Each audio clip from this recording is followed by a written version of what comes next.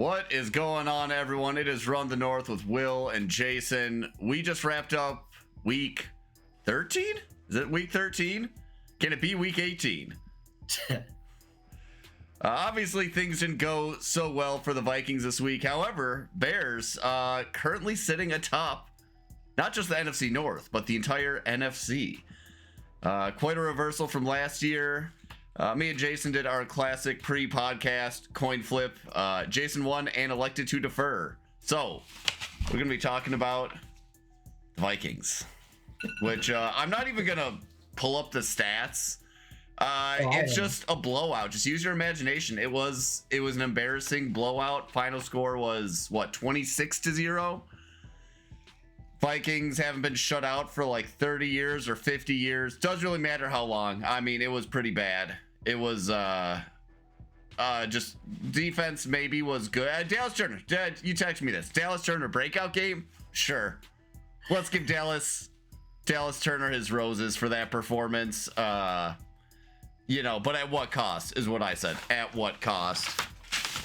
Max Brosmer threw like 4 interceptions, including one of the silliest pick sixes I've ever seen. I actually laughed so hard I hurt my throat when that happened. I mean, it was, I can already hear the yakety sax going on in the background, just like watching the highlights of this game. If the NFL doesn't post the highlights of this game set to yakety sax, like they're really missing an opportunity there.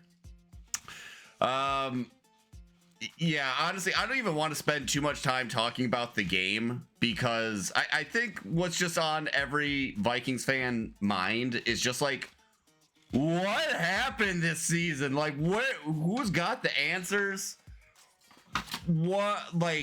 Someone, and we've been talking about this for a couple weeks now, but someone, probably a few people in that organization made a miscalculation, very obviously, going into this season.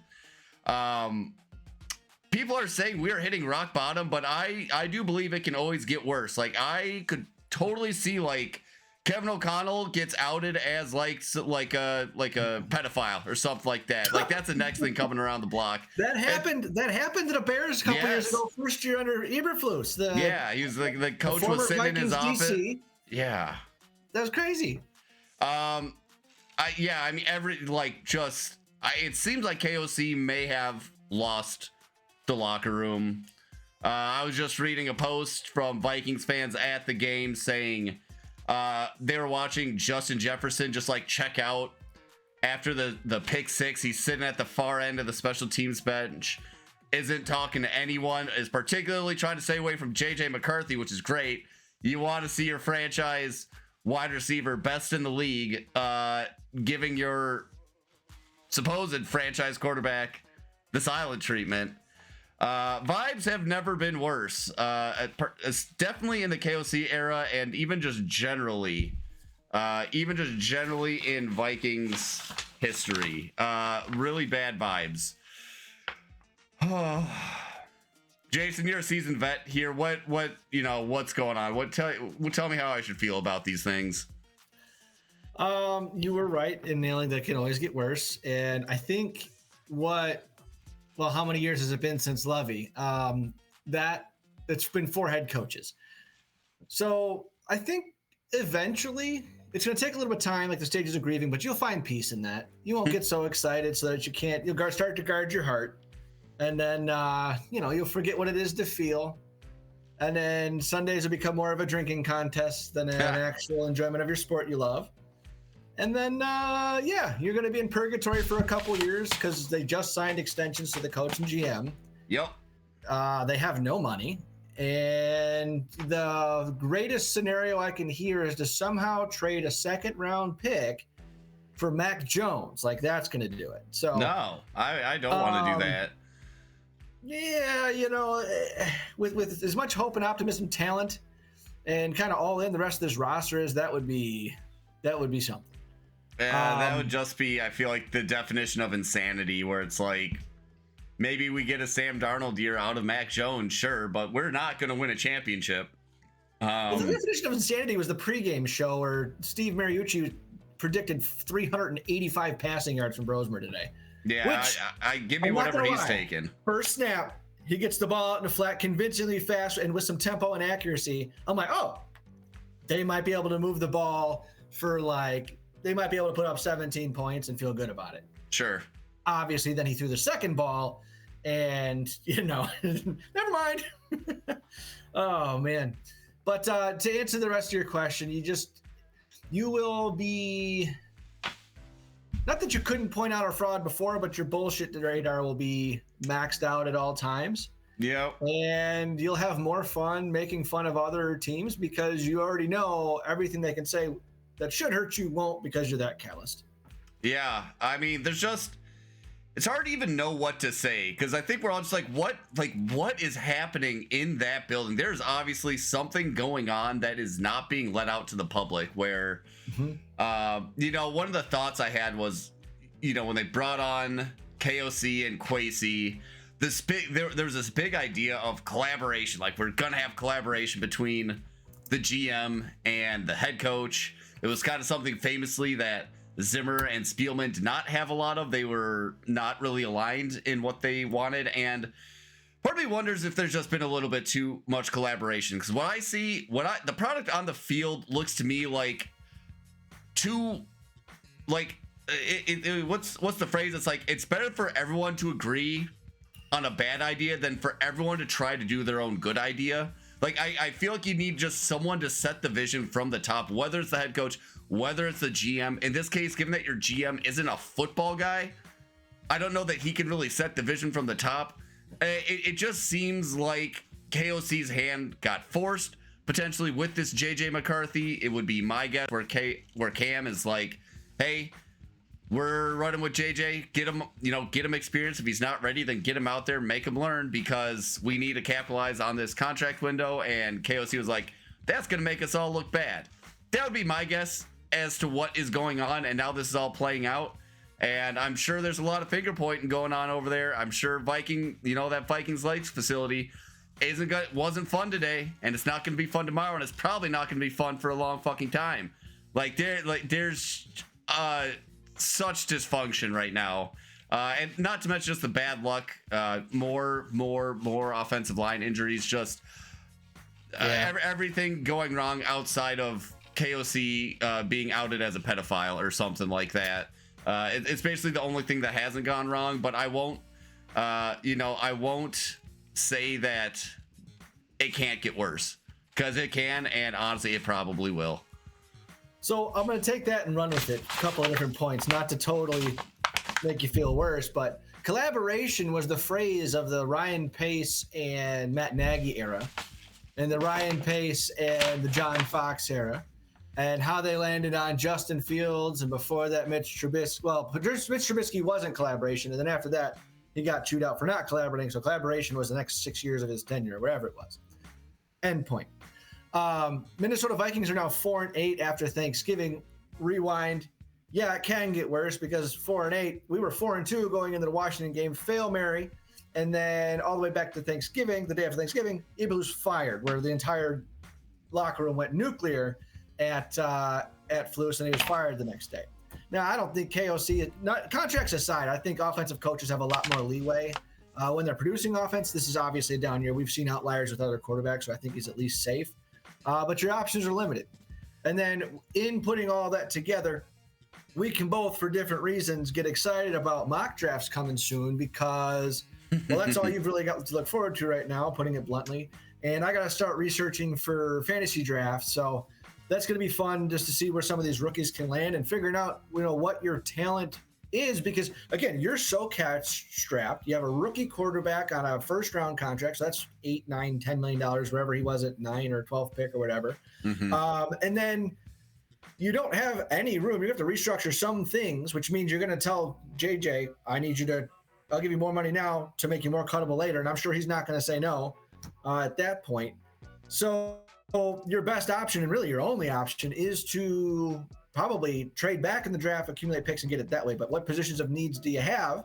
Last year, coming into the season, quarterback was the only miss. You added so many other things to that team on paper, and now going into this offseason, it seems like, well, we're talking offensive line pretty much everywhere just because of injury concern. We're talking running back because of Aaron Jones being old and they're not using that style. And you're talking more pass rush because Grenard's hurt, Van Ginkel's getting paid a ton of money, and the interior's not doing much. And we're always talking from the Zimmer dynasty, corner. So the one thing I thought was kind of unfair was I saw all over social media on Friday, just a still shot of Spielman, your former GM, smiling and just says, "Missed me yet?" I was like, "Oh, that's really bad." So, what are your thoughts on the Spielman thing? What are your thoughts on looking forward to mock drafts? Because that's all we've been doing for the last 8 years as Bears fans. Come Thanksgiving, it's who cares about next week? Yeah, whatever. It can get worse. It's going to get worse. Let's focus on the future. Somehow find some hope. Yeah, let's find some optimism here, and I think silver lining of this just dreadful season is maybe this is the thing that finally pushes us into a full reset. Something that Vikings fans have really been begging for since basically Kirk Cousins came on board, like 8-9 years ago, whenever that started. And the ownership never really wanted to commit to that, right? They always wanted to do this competitive rebuild, which everyone knows just leaves us in purgatory. Yeah. So maybe this is, our opportunity to fully commit and embrace the suck for this year and maybe even next year. Now, what else does that mean? That probably means, I hate to say this, but I think that means you trade Justin Jefferson. I think that means by the time we're competitive, he's going to be out of his prime and too expensive. And, if you're committing to a rebuild, it's, it's time to get some picks and offload some cap. And Jefferson obviously is not happy here. So as much as you hate to see him go, you can't just let him waste the prime of his career, one of the all-time talents. I think that's the harsh truth. That's where we are, unless KOC can truly get the team to believe that JJ McCarthy is the guy and he just needs another summer and a few more ugly games out of the way. Maybe the front office isn't making any decisions until they see JJ play out these last seasons and see their last games of the season and see if he does turn a corner. It's possible. I don't know. He's looked pretty rough. But again, we talked about last week, once we're out of the playoffs, there's less pressure. Maybe he plays a little more loose and figures things out. That's a possibility. I don't know. But just such a big gap in expectations and reality for Vikings fans this year. I was talking about going and putting money on the Vikings to win the Super Bowl at the beginning of the season. That's how hyped this roster was. I legitimately was going to put money on them to make the playoffs and then take whatever I would have won from the Vikings making the playoffs, because they were definitely making the playoffs. Okay, it's hard to win a Super Bowl, but they're definitely making the playoffs, right? And then taking that money and putting that on the Super Bowl. So I'll break even either way. Oh my God, thank God I didn't do that. Right. Then I would have been out a lot of money, a lot of money. Don't bet the mortgage on football, right? Yeah, it's just tough year. At this point, I'm embracing the suck. I can get excited about a better draft pick. One of the sexier picks getting tossed around in Viking circles is the Notre Dame running back Love. I know I do not follow college football at all. I know he's, I think, the best running back in football, apparently. It's not close. He's that would be special. That would be cool. Again, that's the sexy pick, I would say. I kind of hate.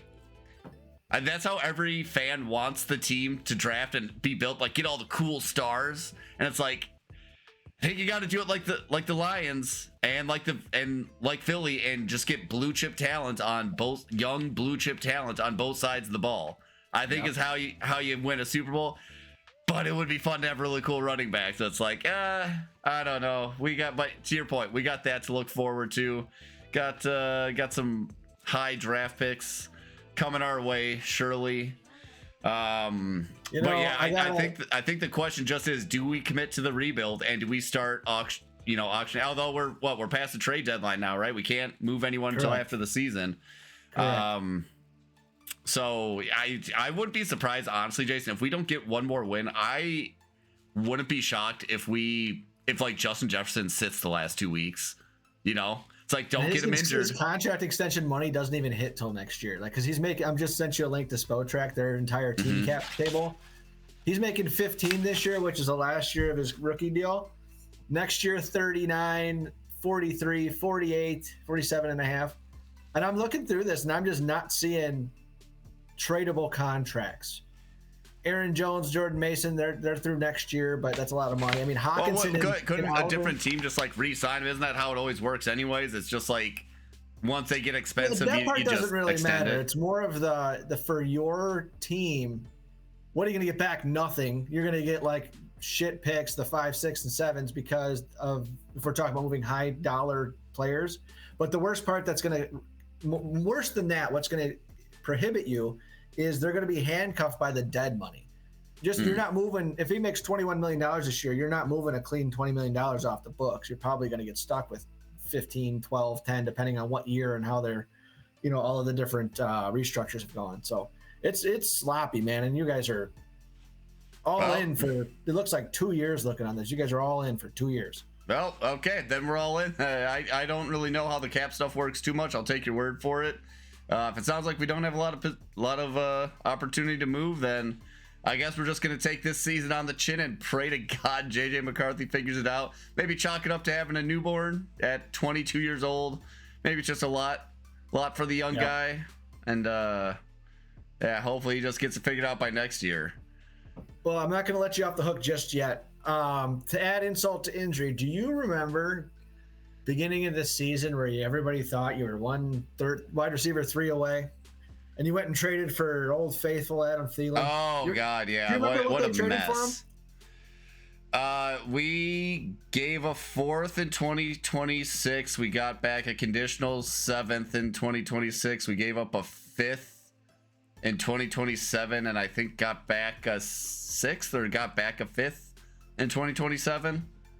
I think it nets out to a 4th and a 5th, basically. I just found it. So Carolina will receive a 2026, so this coming draft, 5th round pick, a 27 4th for and Minnesota gets the receiver, a conditional 26 7th rounder, an additional 27th 5th round pick. And did you hear today's news?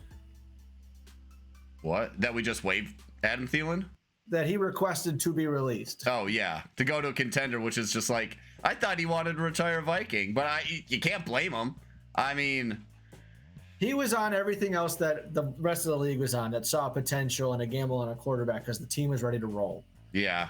Don't blame him.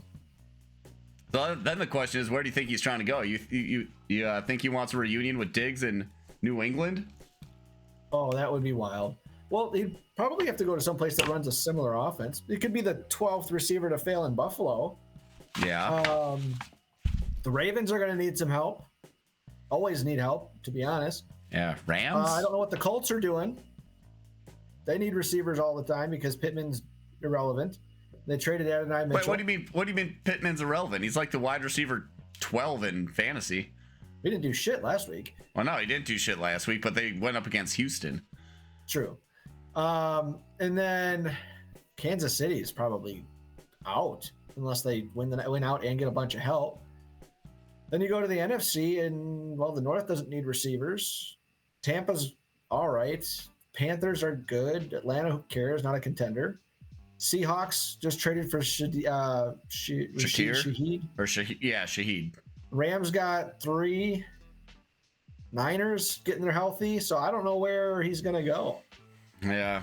Nothing sticks out to me as exciting, but I mean, with his type of reliable slot role, he's not meant to be a burner. Just a lot of choice routes. I mean, Kansas City plays a lot of zone. That seems ideal for him. Yeah. Who knows? But what an indictment on whatever is going on. Like, it just really makes me wonder, who is the villain? Who is the villain in the organization? Is it KOC? Is it Kwesi-Adofo-Mensah? Is it ownership? Is it someone else entirely? Honestly, I'm somewhat surprised heads haven't started to roll already.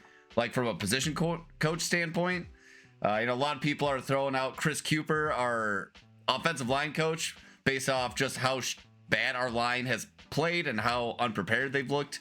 Yep. Despite the injuries, and particularly because of how Ed Ingram has looked on the Texans. They're like, hey, why did he look like a trash can in our team, and now he's playing like an all-pro as soon as he leaves? What's going on? And that was a battle line he went to. Yeah. People are calling for Wes Phillips, I think, offensive coordinator's job. I wouldn't hate that. He's got like a DUI last year, so he's probably but that's drunk. KOC, so it's irrelevant. You can replace that, no problem. Yeah, I just obviously something needs to change. Obviously something needs to change going into next season at the very least. Do you think then Flores is on his way out, just in the sense that it's not as magical, or do you think he's going to be still in a spot for coaching position? Because I don't know who the hiring cycle is going to be this next coming year. I'm going to call my shot and say it's either KOC stays and Flores and Kwesi are gone, or Kwesi and Flores stay. Flores assumes head coach, and I lost to Jason. Let's see if I can get a Jason back. Oh no, he gone. Ruh-roh. All right, see how quickly I can get him back here.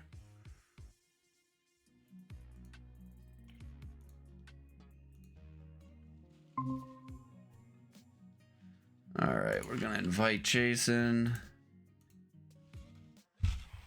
Oh man, I gotta try and text with this.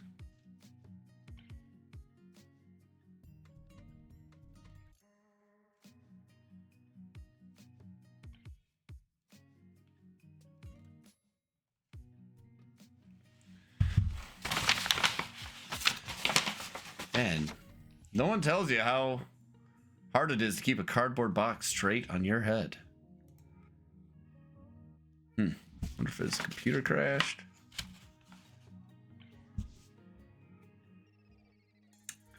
I should have a technical difficulty screen. Maybe I'll do that right now.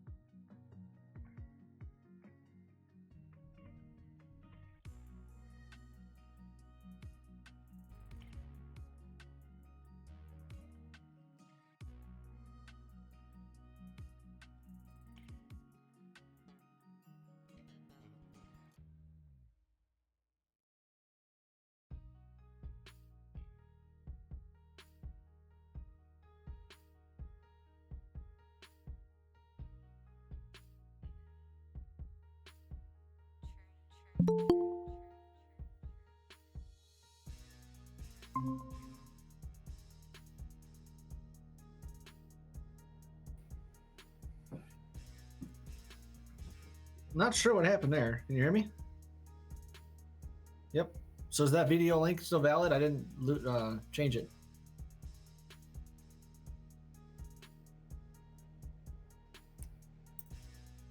Ray says, yeah, I'm gonna need a new video link.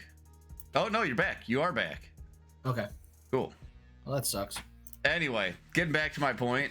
I think calling my shot here, I think either Kwesi and Brian Flores stay and Brian Flores assumes head coach, or KOC stays and Kwesi and Brian Flores and likely others are out.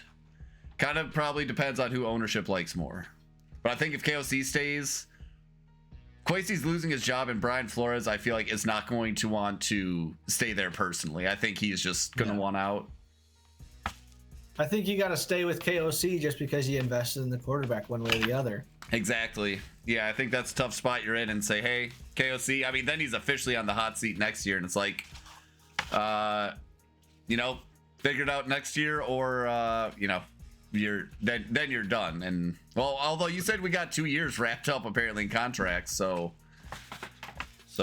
maybe he's got 2 more years, but I think that does make sense that you are kind of all in on this QB, so it would be kind of foolish to let go of the QB whispering head coach.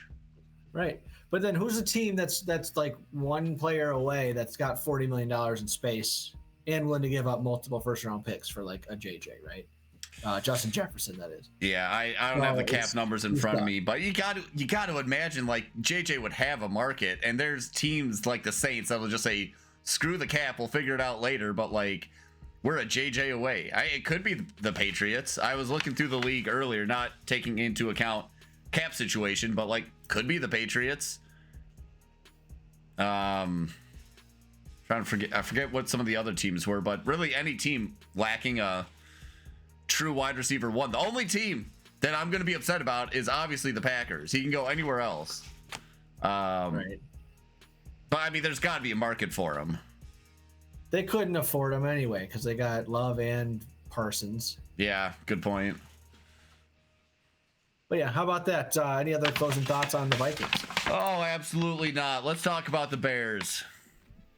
All right. I've had since Friday to simmer down on this a little bit, so I'm going to try to not just gush forever about this. Okay. That was a belt to ass win in a game. Again, we've been saying this all year, a game they don't typically win. They went into Philly against the team that may or may not have ended the Kansas City dynasty in that Super Bowl. Like, they absolutely destroyed Kansas City. Like, the first half, first quarter, it was over that Super Bowl. This is that same team. Different coordinator, got it. But for all intents and purposes, you have 98% the same roster.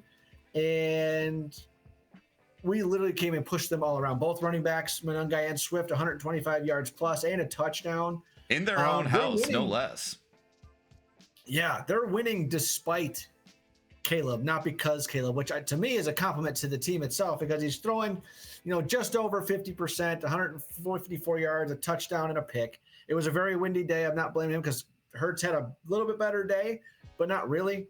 The identity had shown through.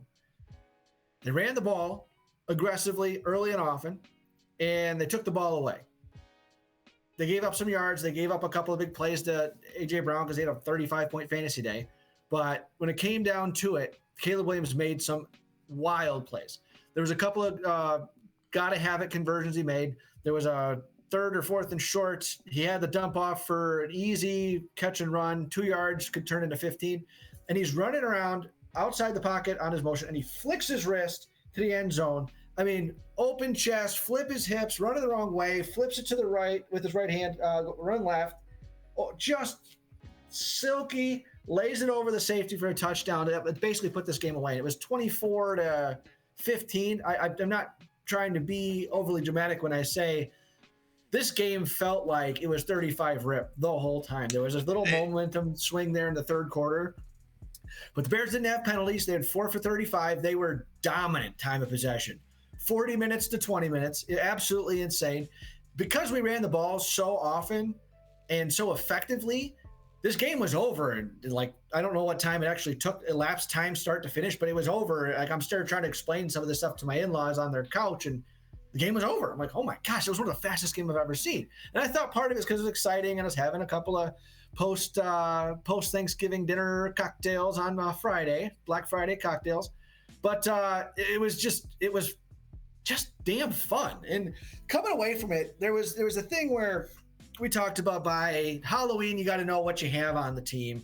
And by Thanksgiving, you got to have your identity. Well, I think we have both of those figured out. Not to mention, since Halloween, our rookie class was like, oh, what the hell are we doing? We're not the team to make these luxury type picks. And I don't see how this fits. And now 4 of our top 5 picks are all contributing. We have the tight end is the most reliable target Caleb has. Our right tackle drafted is now our starting left tackle, and that's what he was meant to be. Our Luther Burden is now turning into the third receiver.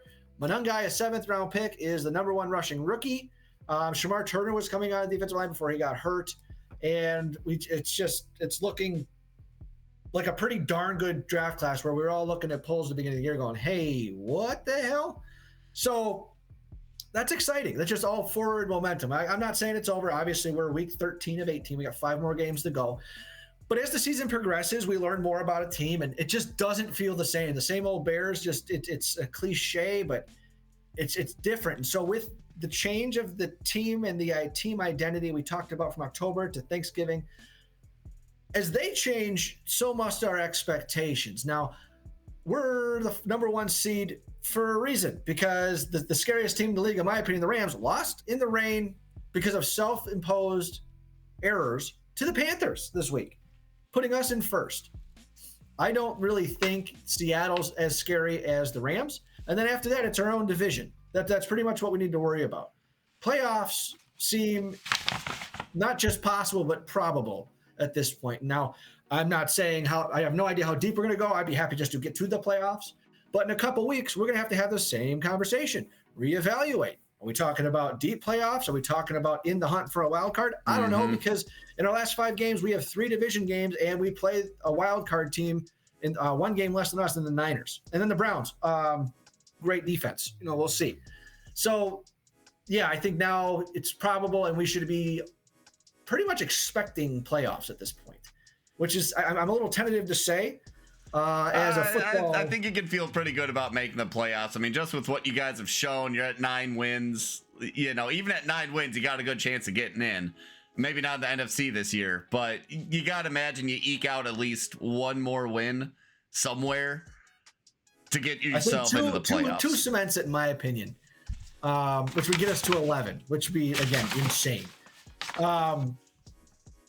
Again, and it's Packers week, so anything can happen. We should have swept them last year. We didn't, because they didn't call a leverage penalty on the blocked field goal in game 1, but we came and got them in week 2, and that was when we were dog shit. So, man, I don't know. Like, every year there's like a storyline, right? It's like, well, the greatest story in the NFL is probably Noshawn Wright, our corner.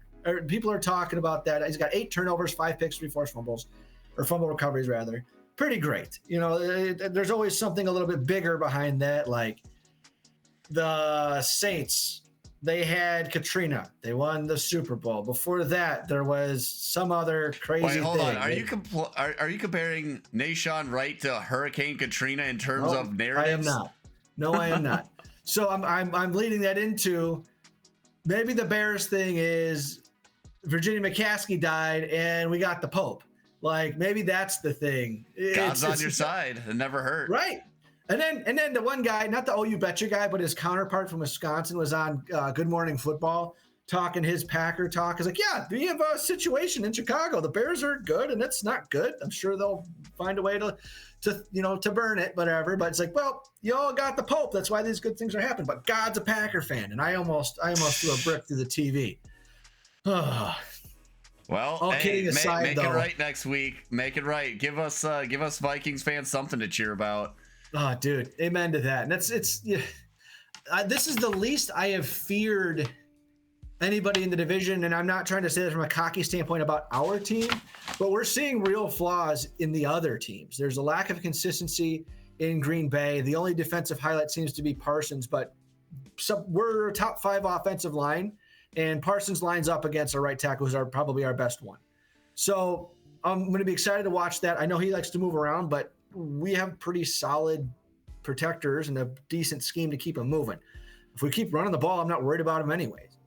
And then Detroit, the play calling, they're just not as explosive. I know the Lions are down St. Brown for a week or 2 with the ankle, and they're going to be playing the Dallas Cowboys, who are getting healthy and hot.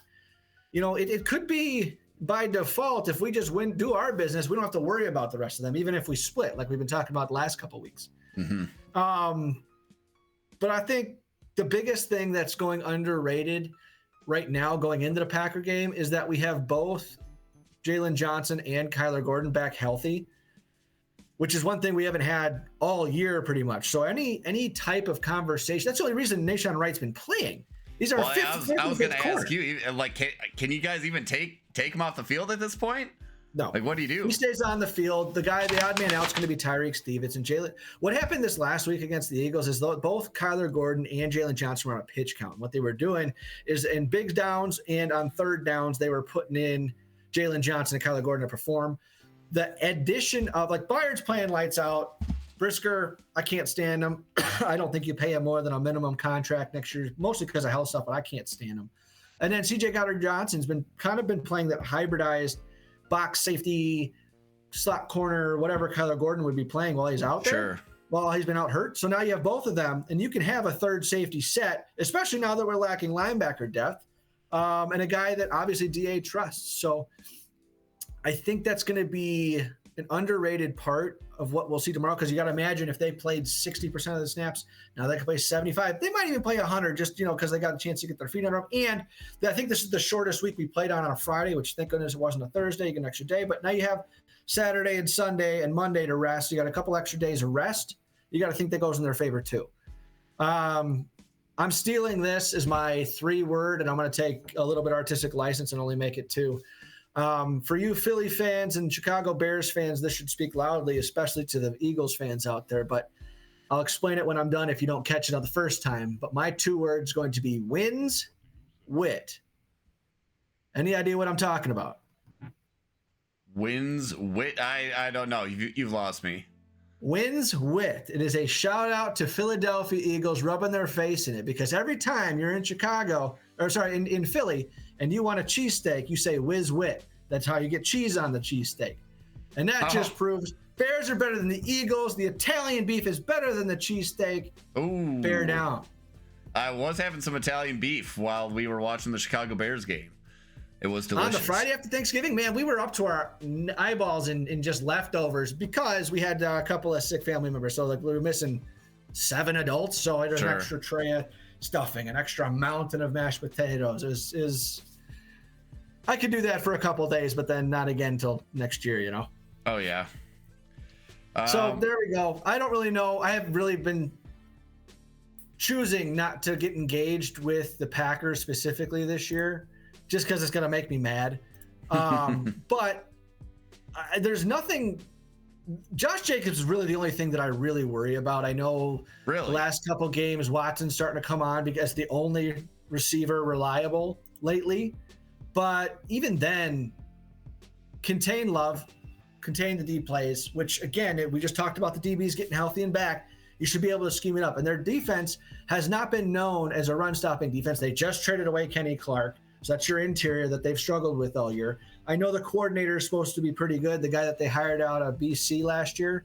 But again, if your deal is having the edges of Gary and Parsons, you got rid of Jair Alexander, so I think Hobbs is your only other reliable corner, and then McKinney's the safety. So I'm naming guys, but again, as a unit, I don't even know how well they're doing. Not because I'm ignorant, but because they haven't stood out enough for me to take notice, which for me is I'm into that. So there we are. I'm actually, while I'm talking, I'm stalling a moment to try and pull up some defensive stats here. Packers are bottom half of the league right now in pass defense. Really? They are bottom even half. Even with Parsons, just mauling quarterbacks. Yeah. Here's one that I'm concerned about. Let's see about scoring. Recovery. Yeah, they're in the zero fumble recovery touchdowns, no safeties, no pick sixes. Let's see how they're doing with actual interceptions. Holy shit, the Bears have 17 picks, leading the league. Packers have 6. So yeah, I'm not overly concerned about that. It's going to be, honestly, this should be an ass kicking if we can maintain the momentum from the Eagles, because if you would have had the Eagles matched up against Green Bay, I would have taken the Eagles all day. But they did play earlier this year, did they not? The Packers and Eagles. I think they just barely edged out the Eagles earlier in the year, didn't they? Yeah, I'm looking here now. I just popped it up too. So it was a Monday night game, week 10. They lost to Philly 10-3. Oh, they did. Okay. So here's your last 5 games. Week 9, they lost to Carolina. Oh yeah, don't forget this team lost in week 3. They lost to the Browns 13-10. They tied with Dallas week 4. Week 9, they lost to Carolina by 3 points. They lost to Philly by 3 points. And that was 16-13 and 10-7. Giants, they beat the Giants in overtime, or was it overtime or not? No, it wasn't. 27-20. They beat you guys 23-6, and they just barely beat Detroit 31-24. Then they have home versus Chicago, at Denver, at Chicago, versus Baltimore, at Minneapolis. So I'm hoping you guys figure your shit out for the last game of the year to at least be a home wrecker there, because that would be pretty sweet. That would be pretty sweet. If that's the last win we get on the season and is to keep the Packers out, that would be like the best case scenario for the season at this point, is all losses until that game. Then we get to do what the Detroit Lions did that first year under Dan Campbell, maybe second year under Dan Campbell, and play spoiler for the Packers. That's all we can hope for at this point.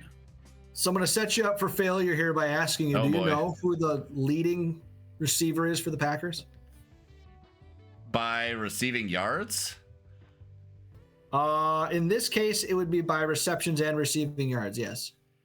I'm going to say Tucker Kraft. Romeo Doubs, because Tucker Kraft got hurt several weeks ago. Otherwise, it probably would have been. That's why I thought it was a trick question. It was going to be the guy that's been injured for like 3 weeks or whatever. Kraft still leads the team in receiving touchdowns with 6. And then Jacobs hasn't hit 1,000 yards yet, 731, averaging 3.9 yards per carry. I think he missed a week in there, but still 11 rushing touchdowns. Love is playing all right, 2,800 yards almost, 19 touchdowns, 3 picks, so 104 rating. So the quarterback play has not been bad. The only threat, like I said, I feel is going to be Jacobs. Oh, I feel like Jacobs is a little slow this year. I don't think he's someone you got to be worried about. I think it was an ankle it was a knee sprain. I think it was an MCL sprain. Yeah, or like a knee contusion or something like that. Enough to make him miss a game. I know that. Not great, and trust me, a guy with a history of knee issues, I don't wish that on anybody. Yeah, no kidding. No kidding. All right, well, the last thing I'll say about the Bears was, for any Bears fans, you already know, we all have been gifted an opportunity again to visit the Wiener Circle. The challenge has always been for 4 touchdowns in a Bears home game, the Wiener Circle will provide free hot dogs to anyone who shows up until they run out. Once Caleb did that against the Cowboys in week, I think it was 3 or 4, 3, they then changed, saying, we will then do this again if Ben Johnson takes his shirt off after the game. Oh, okay. That's why he was taking it off. All right. Good, better, best. He started off super cheesy, too. He starts walking out like he normally does. And hold on. I got one more. Right before they do the good, better, best chant. And it's like, I know you all are hungry. And I was like, yeah. I know the city of Chicago is hungry. And then you see him kind of slowly like take his hat off, hand it to a guy who puts it on behind him. And he rips it off and let's get some hot dogs. That's pretty great. It was sick. And he's also low-key kind of yoked. He's got that skinny, slender, jacked build to him. He definitely still hits the gym. He's not skipping nights. Oh, yeah. Yeah. Well, good for you guys. Good for the city of Chicago getting their hot dog on. They earned it after all these years of, frankly, being in the cellar of the NFC North. So, right. Time for you guys to have your moment in the sun. Well, I appreciate you saying that. I'm not sure if I could be a better man in that time. I think I'd just be cranky and dejected. So good for you. Appreciate it. All right, we got what? We got this week is 13, next week is 14. Week 15 is typically the predominant week to start the playoffs. How you sitting?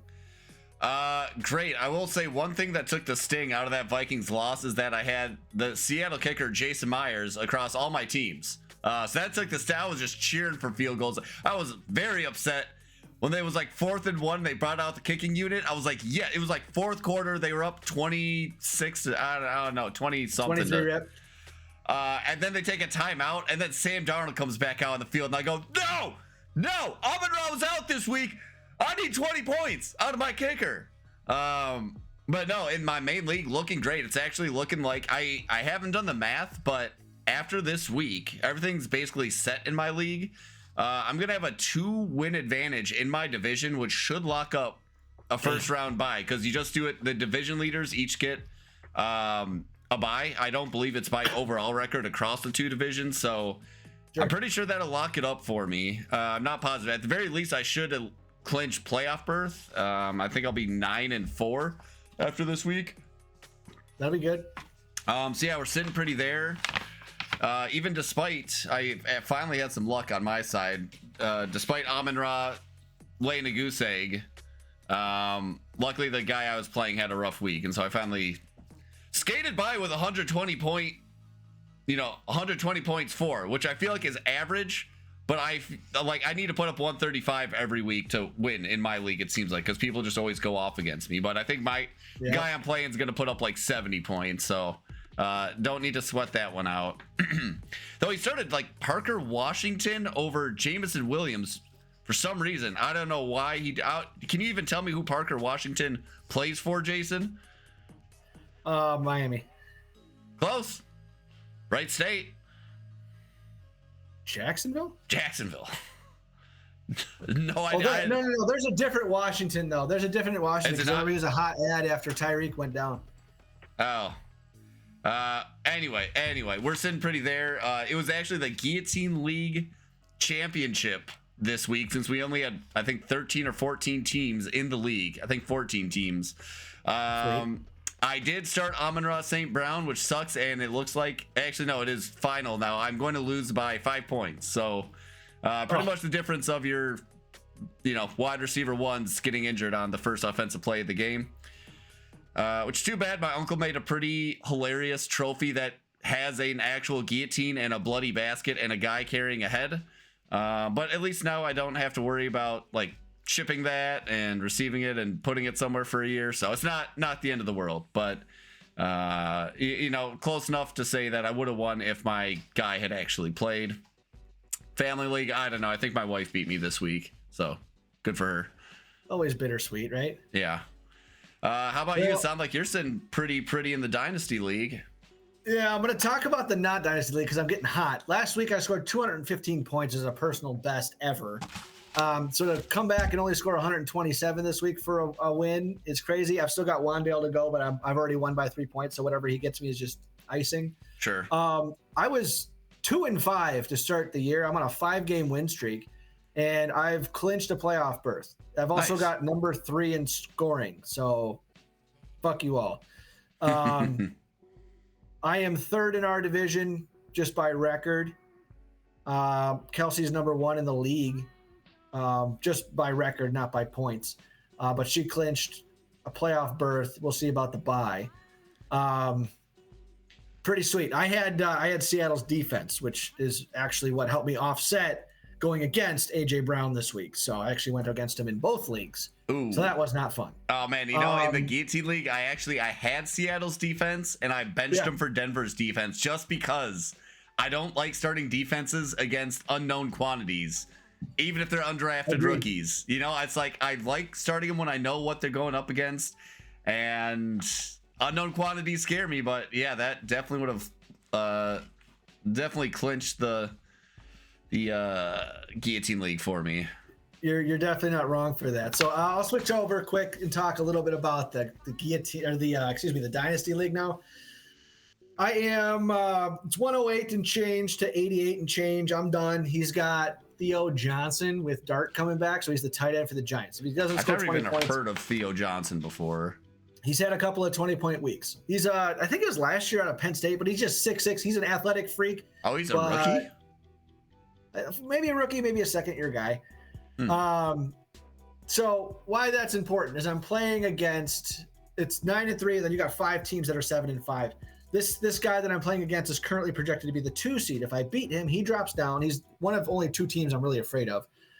He drops down, but also a win this week. If I win this week or next week, I clinch not only a first-round bye, but the 1 overall seed.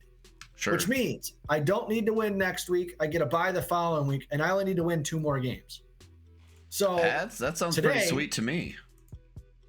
You would think this year. So back to the Tyreek Hill thing. He got hurt in what, week 3, maybe week 4? When he got hurt, I had him on a 1-year deal, not devastating, but it was $23. So it was over 10% of my cap. So that's the day I decided, you know what, fuck it. If I've already got a guy that was meant to be a wide receiver 3, wide receiver 4 flex guy, which we have 2 wide receivers and 2 flexes, so he's a starter every week for me, is already hurt. Let's start hedging my bets and leveraging for the future. So I got 3 twos this year. I got 2 1s, 2 2s, and I got a team that I can absolutely afford. I got another $80 going into next year's draft, and I don't need to fill any starting roster roles. So anything I get, if I can get 2 guys for $40 that are studs, like an Amon-Ra St. Brown or a Josh Jacobs, Bucky Irving, something like that, I'd be feeling pretty damn good to add to my roster as it stands. Yeah. But again, I only have to win 2 games to be the champion. We'll see. So I already know right now, if the playoffs started today, the best pick I can get is the 7th. If I get the bye, the best pick I can get is the 9th out of 12. So that's why I traded away my first round pick. I have not 4 hours and change before the actual trade deadline. I'm not seeing any moves that I want to make. I had one on air going, but here he just said, no, I'm probably going to stand pat. I'm like, cool. I don't even need to waste time on that conversation. Just thinking if I want to get rid of A-Chain, add another running back for about $15 less than another second round pick. The difference being these picks are not just roster slots. They can be practice squatted and saved. So they don't count for but a quarter of what I pay for them. Sure. They only count against the cap once they get activated. So really, my goal for now, we'll see what it changes. I punted on the first round because I don't see anybody that I'm absolutely in love with college. I haven't watched much college, but I haven't seen anybody I'm in love with yet. I'm going to try and leverage, and this is a bonus to tell you guys who are actually listening to this.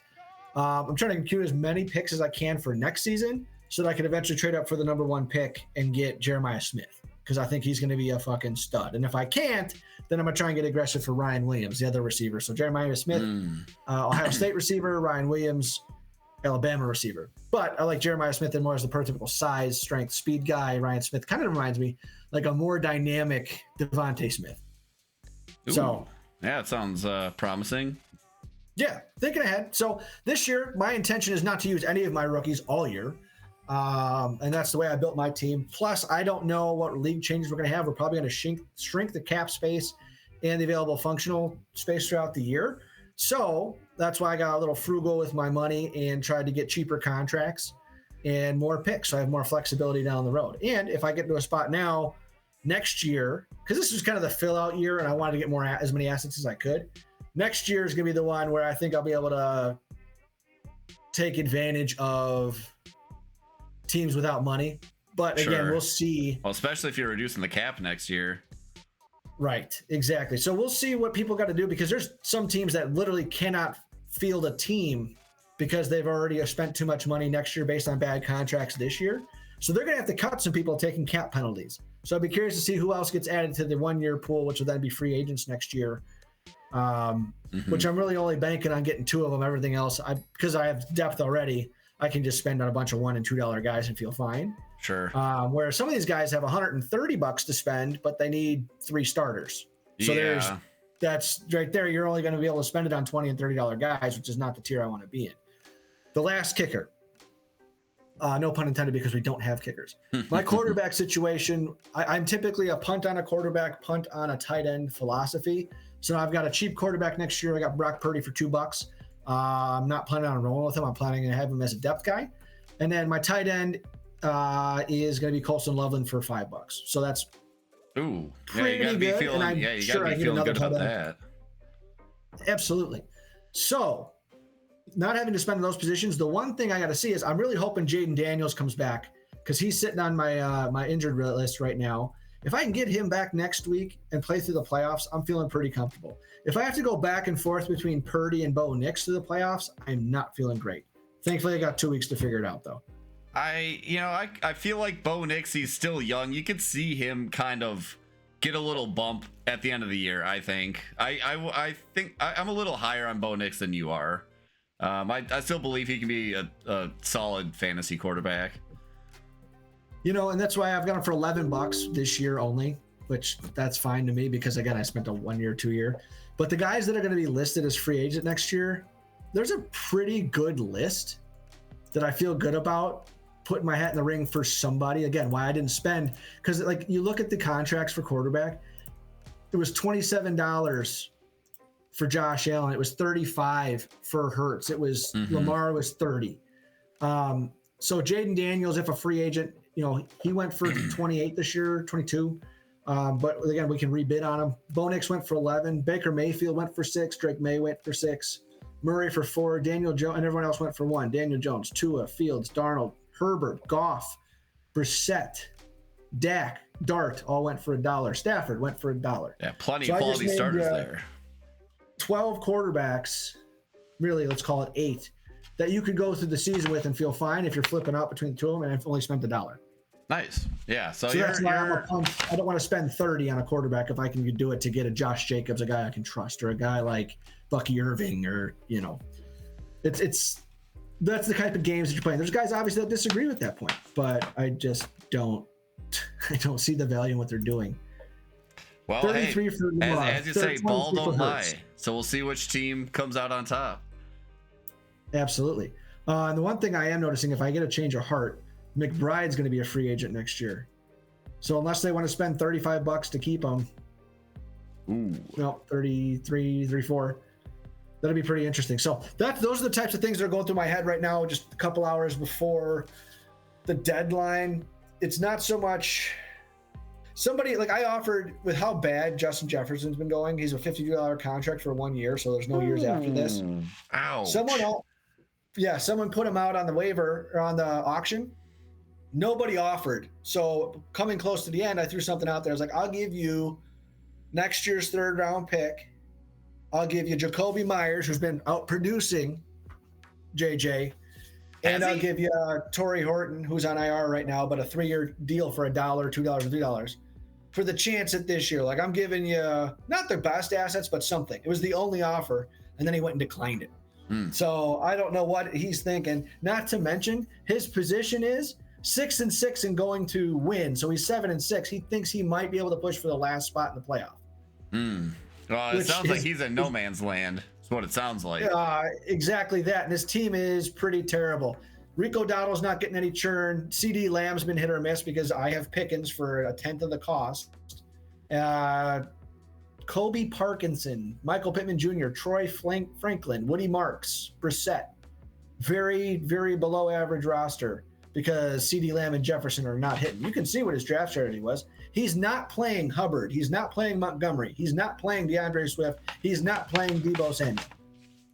He's not playing Kyle Pitts, which again, you switch all those guys out, still very average. Yeah. It just doesn't seem like there's enough firepower there to even get him to the championship, let alone win a championship. Well, it's exactly that. So these are the strategic points we're getting into. After this week, there's going to be a huge separation because I think 2 of the 7-5 teams are winning and all the others are losing. So it's going to be a fight for that last bye. Oh boy. Again, assuming I get the win this week. Otherwise, I have to play one of those 7-5 teams, going to be 8-5, and I'll be 9-4 in the situation that I lose next week, playing for that bye. So we'll keep you posted. Next week, it's going to be either really stressful or not, depending on how the next 3.5 hours of our lives go. Yeah, well, let me know if you make any spicy trades, but I feel like even if you don't, you'll be in pretty good shape. We'll have to figure out, do I need to, because right now the question is, who do I start in my flex? Because right now, unfortunately, I can't trust Rome the last couple weeks. Yeah, I really thought he was going to turn into the next Amon-Ra, and then he just went kaput. He's getting the target still, which gives me some confidence. It was a really windy game last week. He had a ball that skipped short in the end zone, but it was a very catchable opportunity, you thought. Bad ball, not bad Rome. But I have this to consider. In place of Rome Odunze, Kyle Monangai, Jacoby Myers, Colston Loveland, Brenton Strange, the tight end for Jacksonville. So I had 2 guys on my bench go for over 20 points this week, too. So lots of things that's just going to be... If I get a win this week, I get to fuck around and see if I can build some confidence in the next 2 weeks because I don't have to play anybody on bye, and next week will mean nothing anyway. So We'll see. That's the fun part of it, if I earn it. Well, that's all I got to say about that. Yeah. Cheers to that, and yeah, I mean, hopefully you get the chip this year, and you keep rolling into the draft next year. And that's why we call it a dynasty. That's right. Hey. Love it. Don't you love when they use the title in a movie? Exactly. Well, any last thoughts there, Jason, or should we wrap it up on your nice witty comment? I got a bunch, dude, but bear the fuck down, baby. All right. Sad skull, but skull nonetheless. We'll see you guys next week. I'll give you respect.